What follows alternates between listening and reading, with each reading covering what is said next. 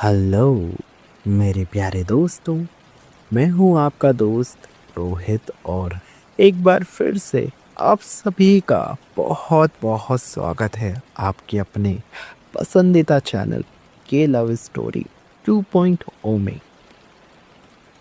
दोस्तों, आज मैं आपके लिए जो कहानी लेकर आया हूं वो सिर्फ एक कहानी नहीं बल्कि एक गहरा एहसास है। आज का ये किस्सा बहुत ही ज़्यादा गर्व, बोल्ड और मज़ेदार होने वाला है। तो तैयार हो जाइए एक ऐसे गबरू जवान से मिलने के लिए जिसका पंजाब का जोश दिल्ली की एक सर्द रात में कुछ ऐसे टकराया कि सब कुछ बदल गया। आज की ये दास्तान आपके दिल की धड़कनें बढ़ाने के लिए ही काफ़ी है। तो अपनी सांसें थाम लीजिए और इस गर्मा गर्म सफ़र में मेरे साथ खो जाइए। पेश है आज की स्पेशल कहानी, गबरू मर्द, मेट्रो की रात, गबरू के साथ। मेरा नाम दिलजीत है। उम्र 25 साल। पंजाब की खुली हवाओं और देसी घी पर पला बड़ा एक खालिस गबरू जवान। चौड़ी छाती, गठीला बदन, आँखों में एक अजीब सी बेबाकी। मेरी शख्सियत में एक राज है। मैं बाइसेक्सुअल हूँ। मुझे ज़िंदगी की बंदिशें पसंद नहीं, और हाँ, मुझे भाभीयों का साथ हमेशा से ही अपनी ओर खींचता रहा है। पंजाब के खेतों में हल चलाते वक्त जब पसीना मेरी पीठ से सटता था तो अक्सर गांव की भाभीयों की निगाहें मेरी जवानी पर आकर टिक जाती थी। उन्हीं दिनों किस्मत मुझे दिल्ली ले आई। काम के सिलसिले में दोस्तों के साथ आया था, पर उस रात मैं अकेला था। मेट्रो का वो सफ़र, रात के सन्नाटे में दिल्ली की मेट्रो स्टेशन की दुधिया रोशनी में मैं खड़ा था। तभी मेरी नज़र एक अंकल पर पड़ी। उम्र करीब 55 या 56 साल, छोटे बाल और चेहरे पर दुनियादारी का तजुर्बा। वो मुझे काफ़ी देर से ताड़ रहे थे। आखिरकार उनसे रहा नहीं गया। पास आकर बोले, बेटा, पंजाब से हो क्या? ये गबरू निखार तो वहीं की मिट्टी में मिलता है।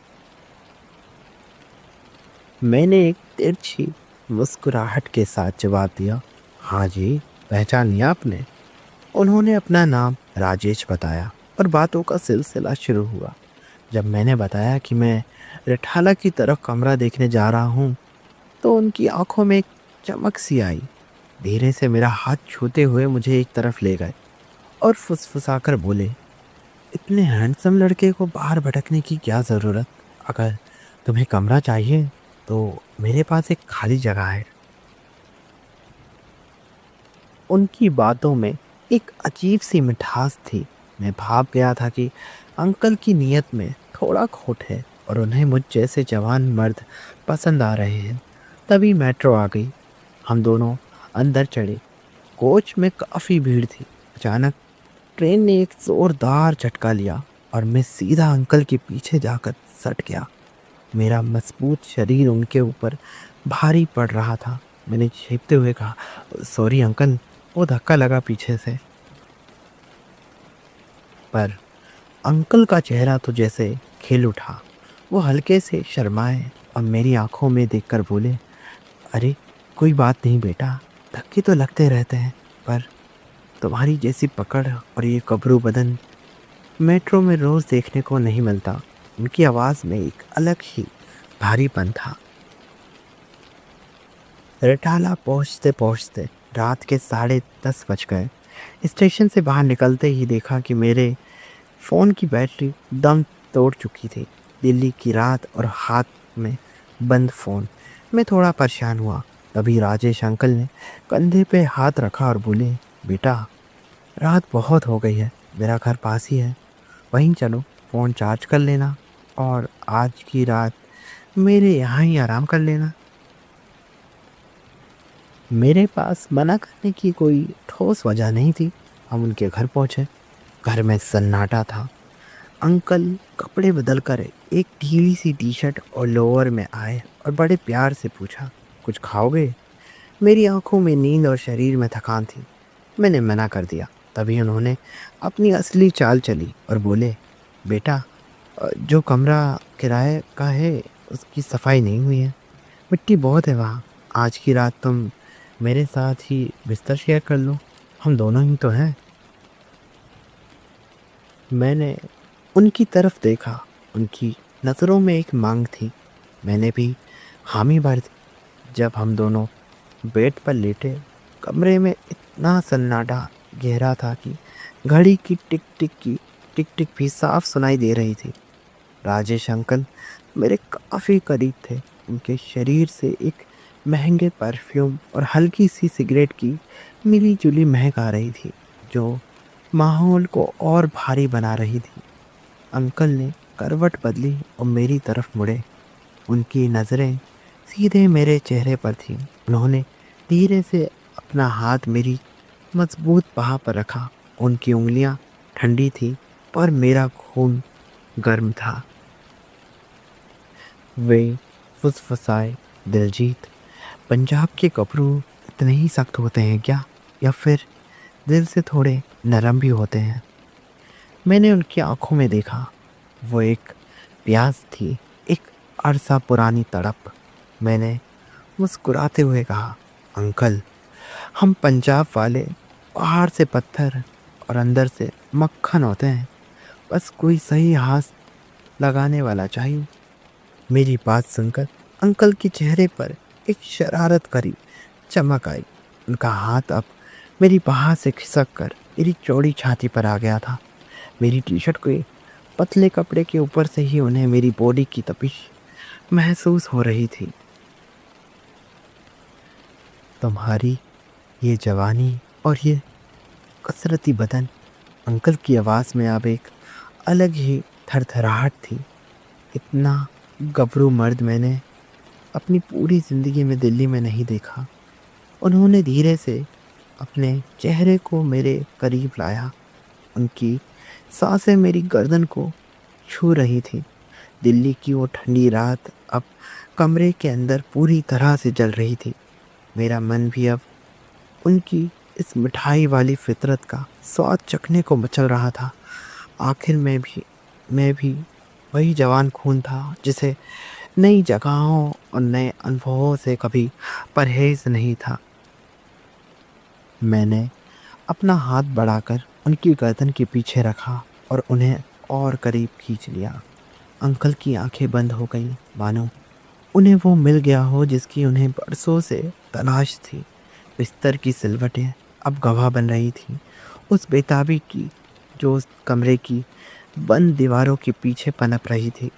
जब मैंने अंकल की ओर देखा तो उनके चेहरे पर एक ऐसी चमक आई जैसे किसी प्यासे को रेगिस्तान में दरिया मिल गया हो। राजेश अंकल ने अपनी कांपती उंगलियों से मेरी टी शर्ट को छुआ। उनकी आंखों में एक सवाल था और मेरी आंखों में पूरी रजामंदी। मैंने धीरे से अपनी टी शर्ट उतारकर किनारे फेंकी। कसरती बदन, चौड़ी छाती पर कमरे की मध्यम पीली रोशनी जब पड़ी तो अंकल की आंखें और सांसें जैसे अटक सी गईं। उफ, ये जवानी! उन्होंने फुसफुसाते हुए वो किसी मरहम की तरह मेरे पास आए। पंजाब के खेतों की वो सख्ती अब दिल्ली के इस मखमली बिस्तर पर पिघलने को तैयार थी। मैंने करवट बदली और अब मैं उनके ऊपर थोड़ा झुक गया था। अंकल की उम्र का तजुर्बा मेरी जवानी के जोश के सामने जैसे सरेंडर कर रहा था। मैंने उनके कान के पास जाकर अपनी भारी आवाज़ में कहा, अंकल, आपने कपड़े तो बहुत देखे होंगे पर आज पंजाब का स्वाद भी चख लीजिए। अंकल ने मदहोशी में अपनी आंखें मूंद ली और अपना हाथ मेरे बालों में फंसा लिया। कमरे में अब सिर्फ हमारी भारी होती ही सांसों का शोर था। उनकी टी शर्ट के बटन जब एक एक करके खुले तो दिल्ली की उस ठंडी रात में सीनी की बूंदें चमकने लगी। वो रात सिर्फ एक रात नहीं थी, वो दो अलग अलग दुनियाओं का मिलन था। एक तरफ तजुर्बे की खामोश चाहत और दूसरी तरफ एक जवान मर्द का एक खौफ अंदाज। चादरों की सरसराहट और बिस्तर की चरमराहट के बीच वो गभरू मर्द उस रात राजेश अंकल के अकेलेपन को अपनी मर्दानगी की गर्माहट से भरने लगा था। अगली सुबह सूरज की किरणों ने जब कमरे में दस्तक दी तो मैं तैयार हो चुका था। अंकल बेड पर बैठे मुझे जाते हुए देख रहे थे। उनकी आंखों में अब वो अजीबपन नहीं बल्कि एक गहरा अपनापन था। उन्होंने अपनी दराज से एक चाबी निकाली और मेरे हाथ पर रख दी। ये उस कमरे की चाबी है जिसका वादा मैंने मेट्रो में किया था। अब दिल्ली में तुम्हें भटकने की ज़रूरत नहीं है गबरू, उन्होंने हक से कहा। मैंने चाबी को अपनी जेब में डाला, अपना बैग उठाया और एक आखिरी बार पीछे मुड़कर उन्हें देखा। दिल्ली अब मुझे पराई नहीं लग रही थी। मैं अपने उस गबरू अंदाज और नई यादों के साथ कमरे से बाहर निकल गया, एक नई सुबह और एक नई संभावनाओं की ओर। समाप्त। तो दोस्तों, ये थी आज की कहानी गबरू मर्द। उम्मीद है कि पंजाब के इस जवान गबरू और दिल्ली की उस सुनहरी रात की दास्तान आपके दिल के किसी कोने को छू गई होगी। कभी कभी अजनबी मोड़ पर मिले लोग हमें वो सुकून दे जाते हैं जिसकी तलाश हमें बरसों से होती है। कैसी लगी आपको आज की ये गर्म और मज़ेदार कहानी? मुझे कमेंट बॉक्स में अपनी राय ज़रूर दीजिएगा।